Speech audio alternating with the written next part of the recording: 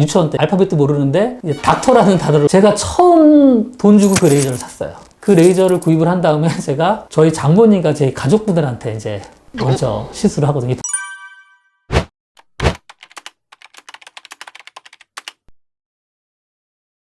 저희 아버지하고 할아버지가 의사세요. 그리고 뭐 주변에 친척분들이 의사분들이 너무 많은데 그래도 너 가업을 이어야 되지 않겠냐라고 하면서 유치원 때 알파벳도 모르는데 이제 닥터라는 단어를 외우게 하더라고요.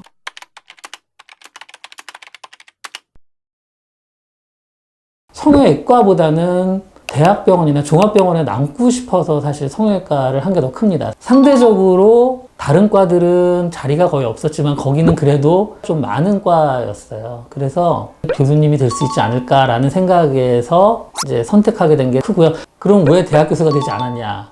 의사라는 거는 사실 경험을 많이 쌓고 그래야지 좀 더 좋은 진료와 치료를 할 수 있는데 현실적으로 대학병원에는 성형외과 환자하고 피부과 환자가 많이 오질 않아요. 물론 오시는 분들이 있긴 있어요. 뭐 예를 들면 암 수술하고 재건 성형을 한다든가 그런 환자분들이 많이 오긴 하는데 상대적으로 환자 수가 굉장히 적거든요. 그런 분들은 공부했던 걸 많이 써먹고 싶은데 그러려면은 이 대학병원에 남지 못하고 또 개원을 하게 된 거고요.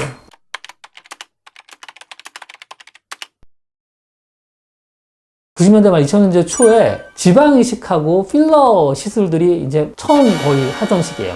그 전에는 그냥 눈, 코 수술, 안면 윤곽 수술을 하게 되다가 연부 조직이라고 이 피부 밑에 있는 조직에 대해서 조금씩 성형 수술이 이제 발달하기 시작한 시기거든요. 그때만 하더라도 거기에 대한 부작용 치료법들이 없었어요. 근데 그런 거는 왜 없을까라고 그냥 막연히 생각을 갖고 살아오다가 갑자기 저는 성형외과 의사인데 저한테 오더니 이번에 미국 FDA에서 저희가 허가를 받은 새로운 레이저가 하나 있습니다. 근데 이 레이저는 얼굴에 있는 그 지방층을 성형을 해주는 레이저입니다 라고 하는 거예요. 제가 처음 돈 주고 그 레이저를 샀어요.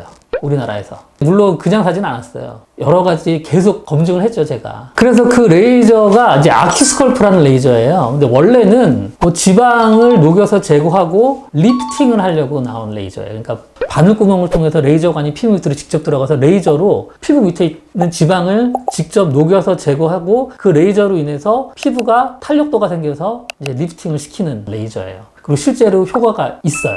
그래서 제가 그거를 확인을 하고 그 레이저를 구입을 한 다음에 제가 저희 장모님과 제 가족분들한테 이제 먼저 시술을 하거든요. 왜냐하면 이거를 좀 검증을 할 텐데 그 모르는 사람한테 할 수는 없고 가족한테 여러 번 해보니까 굉장히 안전하게 효과를 볼 수 있겠어요. 그래서 그거를 이게 지방을 녹인다고 하니까 얼굴에 지방이 있으신 분들이 이 지방을 좀 줄이려고 오기 시작하더라고요. 그래서 이 레이저로 얼굴에 지방 이식 부작용 있으신 분들, 지방 많으신 분들을 치료하기 시작했어요. 그러다 보니까 오히려 이제 리프팅보다는 지방 이식 부작용 있으신 분들이 오셔서 이제 치료를 받게 된 거죠. 이런 방법이 없었으니까. 어느 날 지방만 나오는 게 아니라 어느 분이 그 안에서 막 이물질들이 같이 나오는 거예요. 그래서 끝나고 나서 그분께 설명을 드렸어요. 지방 이식 부작용으로 오셨다고 하셨는데 지방보다는 다른 뭐 이물질 필러 같은 것들이 굉장히 이렇게 많이 나오셨다 이렇게 보여드리니까 그분이 사실은 자기가 10년 전에 얼굴에 살이 없어서 병원이 아닌 데서 이제 주사 같은 거를 맞은 적이 있고 그걸 좀 더 채우고 싶어서 지방 이식을 받았는데 자기는 그 이식된 지방이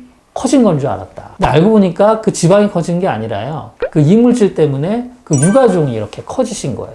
그러니까 이물질이 제거가 되니까 유가종도 줄어들고 이제 예전보다 훨씬 더 좋은 상태가 된 거죠. 그 전에는 이 유가종 있으신 분들 이물질 예전에 굉장히 많았거든요. 뭐 60년대, 70년대 막다른 치료 방법이 없었는데 오셔서 이제 개선이 되고 치료를 받게 된 거죠.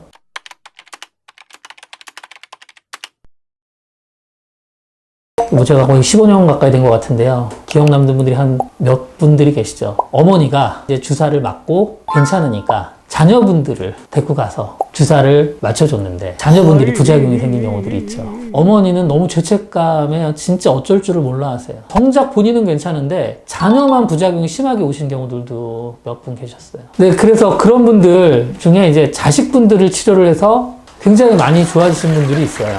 수개월 후에 이제 찾아오셔서 두 분 다 표정이 완전히 처음 저 만났을 때랑 다른 표정이거든요. 그때가 제일 그래도 가장 기억에 남는 것 같아요.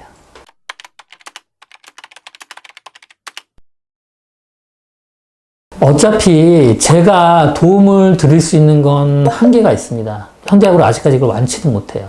그래서 너무 과하게 치료해서 환자가 더 힘들어하는 거를 신경을 안 쓸 수가 없어요. 그래서 저는 제 가족이면 이걸 어떻게 치료를 할까? 그리고 이 치료를 했을 때 최대한 환자가 좀 행복했으면 좋겠다. 저희 병원에 많이 관심을 가져주시고 그동안 찾아오셨던 분들도 있을 텐데요. 너무나 감사드리고요. 앞으로도 제가 초심 잃지 않고 여러분께 많이 도움이 될 수 있도록 노력하겠습니다. 감사합니다.